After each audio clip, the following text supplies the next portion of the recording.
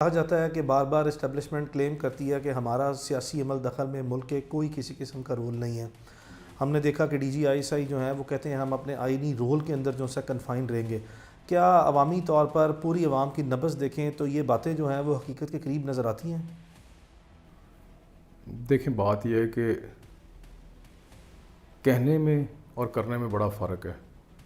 General Bajwa صاحب بڑے قابل احترام ہیں ہمارے لیے، ہمارے x chief of army staff رہے ہیں.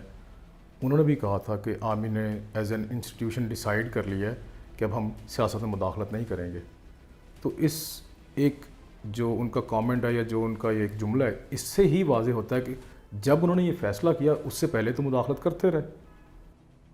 جی ہاں، ان کی پبلک سٹیٹمنٹ ہے کہ جی ایک پورے ادارے نے فیصلہ کیا کہ آئندہ سے کبھی ایسا نہیں ہوگا. ایک طرح کی ایڈمیشن تھی، ایڈمیشن آف گلٹ تھی، کنفیشن تھا کہ وہ اس سے پہلے تو مداخلت کرتے رہے. یہ جو ابھی ریسنٹ الیکشنز ہوئے ہیں ان میں ہم نے دیکھا ویڈیوز ہیں یار، لوگوں کی یونیفارم میں ویڈیوز ہیں، پولنگ اسٹیشنز کے اندر ڈبے اٹھا کے جاتے ہوئے، لوگوں کو مارتے ہوئے، تشدد کرتے ہوئے.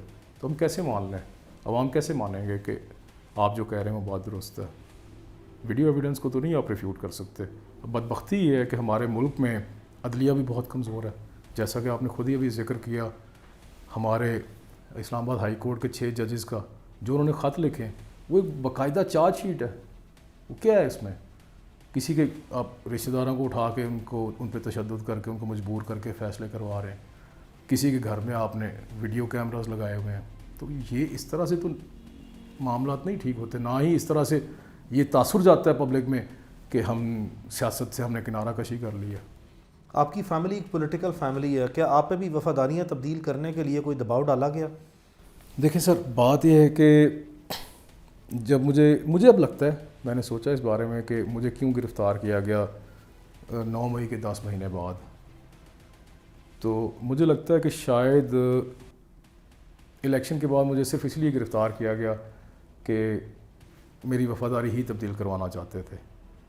کیونکہ میں رائے ونڈ سے جیتا، تو رائے ونڈ وہ حلقہ ہے جہاں پہ اس وقت موجودہ وزیر اعلیٰ صاحبہ کی بھی رہائش ہے، اس وقت موجودہ وزیر اعظم صاحب کی بھی رہائش ہے، 3 مرتبہ کے سابق وزیر اعظم میاں نواز شریف صاحب کی بھی وہیں پہ رہائش ہے، اور 1 مرتبہ سابق وزیر اعلیٰ حمزہ شہباز صاحب کی، پورے خاندان کی وہاں پہ رہائش ہے. میرے حلقے میں سارے لوگ رہتے ہیں.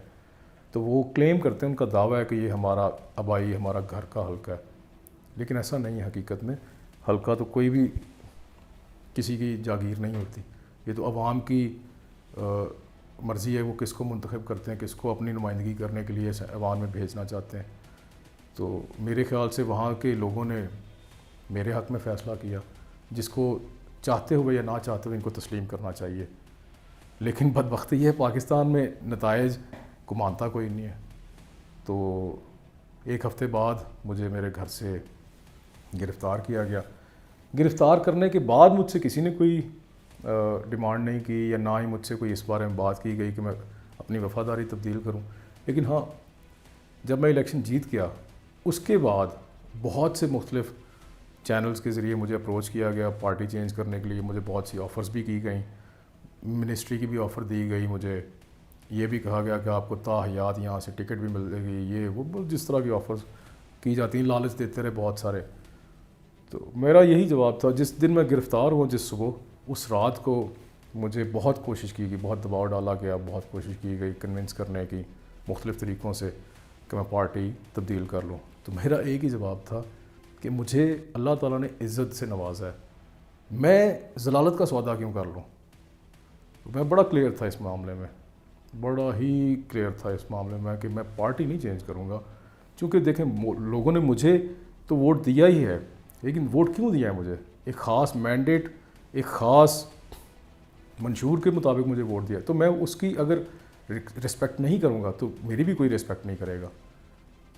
تو اس لیے میں بڑا کلیئر تھا اس معاملے میں کہ پارٹی کسی صورت نہیں چھوڑنی. اور اس وقت ان حالات میں، جن حالات میں ہماری پارٹی پھنسی ہوئی ہے، میں سمجھتا ہوں کسی کو بھی یار یہ زیب نہیں دیتا کہ مشکل وقت میں پارٹی کو چھوڑے. ٹھیک ہے، اگر آپ کا پارٹی کے ساتھ کوئی اختلاف ہے تو وہ آپ اس وقت کریں جب آپ کا اختلاف ہے. آپ کے پولیٹیکل کیریئر کے کیا مائل سٹونز ہیں، کیا گولز ہیں جو آپ اچیو کرنا چاہیں گے؟ میرا تو ایک ہی گول ہے سر، چونکہ میں سمجھتا ہوں مقصد ربی تھا تعمیر جہاں کہ کام آئے انسان کے انسان. تو میں سمجھتا ہوں خدمت خلق سے بڑا کوئی گول نہیں ہے دنیا میں, نہ اس سے بڑی کوئی اچیومنٹ ہے. اللہ تعالیٰ نے میں نے زندگی میں جس چیز کی خواہش کی اللہ تعالیٰ نے مجھے اس سے نواز دیا. تو اب میرے اوپر ذمہ داری عائد ہوتی ہے. میرا یہ خیال ہے کہ میں پے بیک کروں to the people of my country, جو اس معاشرے کی وجہ سے ہی ہوں نا میں جو ہوں. تو میرے اوپر ذمہ داری عائد ہوتی ہے کہ اس معاشرے کی بہتری کے لیے کام کروں, اور وہ میں جب تک ہوں انشاءاللہ کرتا رہوں گا. We wish you very best of luck in that and we expect a lot out of you. آپ جیسے نوجوان ہی انشاءاللہ امید کی جاتی ہے, ہم یقین رکھتے ہیں کہ آپ اتنا بڑا کیریئر سیکریفائز کر کے ایک ریئل کیریئر کی طرف آئے ہیں, اور اللہ تعالیٰ آپ کی یہ خواہشات کو پورا کرے. آپ کی ذمہ داریاں بہت بھاری ہیں, ہم یقین رکھتے ہیں کہ آپ ہماری امیدوں پر پورا اتریں گے. Thank you for your time. It was a very meaningful conversation, it was a very productive session, and we look forward to have more انشاءاللہ productive sessions in future. Thank you. Thank you for having me.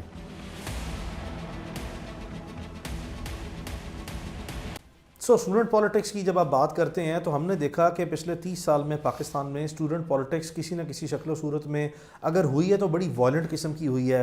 Universities کے اندر جو ہیں وہ گولیاں چل جانا, لوگوں کو مر جانا. تو کیا یہ جو اسٹوڈنٹ پالیٹکس کا کانسیپٹ ہے یہ ایک باضابطہ اچھے طریقے سے پڑھے لکھے طریقے سے اس کا کوئی سٹرکچر اور اس کا کوئی ریگولیشن تو وہ ہونا چاہیے نا, جس میں آپ آج بھی دیکھتے ہیں کہ پاکستان میں پنجاب یونیورسٹی میں جو ہماری جماعت اسلامی کے بے شمار لوگ ہیں, جمعیت کے لوگ ہیں, یا جو مسلم اسٹوڈنٹ فیڈریشن, اس طرح کی جو باڈیز ہیں, ان کے لوگ جو بھی جس بھی شکل و صورت میں جہاں جہاں بھی پاکٹس میں ہیں یا کوئی بڑے اسکیل پہ ہیں, یہ تو بہت سی وائلنٹ قسم کی جو ہے وہ ایکٹیویٹیز کرتے ہیں. یہ اپنا ایک انڈیپینڈنٹ گورننس سٹرکچر جو ہے, اپنا ایک سو کالڈ ڈسپلن جو ہے مونوپلائز جو ہے وہ کر لیتے ہیں یونیورسٹی میں. بہت سی یونیورسٹی کے ایڈمنسٹریشن کو ہائی جیک کر لیتے ہیں. تو یہ بھی تو ایک ایسی چیز ہے جس کو ہم نے لازمی طور پر بالکل 100% جو ہے وہ صاف ستھری پڑھی لکھی قسم کی ایک روایات, ایک پڑھے لکھے طریقے سے جو ایک ڈیموکریسی کا کانسیپٹ ہے یا جو پیور پالیٹکس کا کانسیپٹ ہے, اسی طریقے سے ہی جو آگے لے کے آنا ہے. ادروائز تو پھر پالیٹکس جو پالیٹیشین ہے اس نرسری سے, تو پھر پائیدار قسم کے پالیٹیشین بھی جو ہیں انفارچونیٹلی نہیں نکل پائیں گے ایز کمپیئرڈ کہ ہم کسی صاف ستھرے جو ہے وہ معاشرے میں صاف ستھری پالیٹکس کر کے نکال سکتے ہیں. اس کا کوئی آرگنائزیشنل سٹرکچر یا کوئی ریگولیشن یا کوئی آپ کے ذہن میں کوئی خاکہ بنا ہو تو وہ آپ کیا ایکسپلین کریں گے؟ دیکھیے, سب سے پہلی بات تو یہ اس کا ایک سائیڈ ایفیکٹ ضرور ہے اسٹوڈنٹ پالیٹکس کا پاکستان میں رہا ہے, باقی دنیا میں نہیں ہے. اس کی ریزنز کیا ہیں ہمیں وہ آئیڈینٹیفائی کرنی چاہیے, بجائے اس کے کہ ہم اسٹوڈنٹ پالیٹکس کو ہی اوور آل بین کر دیں. ہمیں ایڈریس کرنا پڑے گا اس ایشو کو جس کی وجہ سے وائلنس اسٹوڈنٹس میں آیا. دیکھیں, گن کلچر 80s میں آیا پاکستان میں, اس سے پہلے نہیں تھا. تو آپ اس کو چیک کریں نا, بجائے اس کے کہ آپ اسٹوڈنٹ پالیٹکس کی آل ٹوگیدر بین کر دیں. آپ اسلحہ کی نمائش کو ختم کریں, اسلحہ کا اس طرح سے عام لائسنسز کا جو ہے رجحان ہے اجرا وہ ختم کریں. یہ چیزیں ہیں جن سے آپ کا اسٹوڈنٹ جو ہے ان چیزوں سے دور ہوگا, اور آپ اس کی جو گلوریفیکیشن ہے, گلوریفیکیشن ٹھیک ہے, اس کو کم کریں, اس پہ کنٹرول کریں. تو آٹومیٹکلی اسٹوڈنٹس کا رجحان دوسری طرف جائے گا. جب آپ اس چیز کو بتائیں گے کہ یہ غلط ہے, یہ برا ہے. معاشرے میں لیڈرز کا کام ہوتا ہے نا معاشروں کو یہ بتانا اور یہ سمجھانا کہ کیا صحیح ہے کیا غلط ہے. تو ہماری لیڈرشپ نے تو خود اسٹوڈنٹس کو اس وائلنس والے کلچر کی طرف ملوث کیا. استعمال کرتے رہے ہمارے پولیٹیشنز, ہماری پولیٹیکل پارٹیز جو ہیں انہوں نے اسٹوڈنٹس کو یوز کیا ہمیشہ, جس کے باعث نتیجہ یہ ہوا کہ الٹیمیٹلی اسٹوڈنٹ پالیٹکس کو بین کر دیا گیا. تو یہ کوئی حل نہیں ہے, یہ پرماننٹ سولوشن نہیں ہے. آپ کا role model politician locally internationally کون ہے, کس سے انسپائر ہیں آپ؟ Tough question, I have never really thought about that. لیکن میں انسپریشن کی بات کر لیتا ہوں. انسپائر ریسنٹلی تو ظاہری بات ہے اس ملک میں مجھ جیسے لوگ جو سیاست میں آئے خان صاحب سے انسپائر ہو کے ہی آئے. اس وقت ان کے علاوہ تو اور کوئی مجھے نہیں نظر آتا ایسا سیاستدان, کم از کم پاکستان میں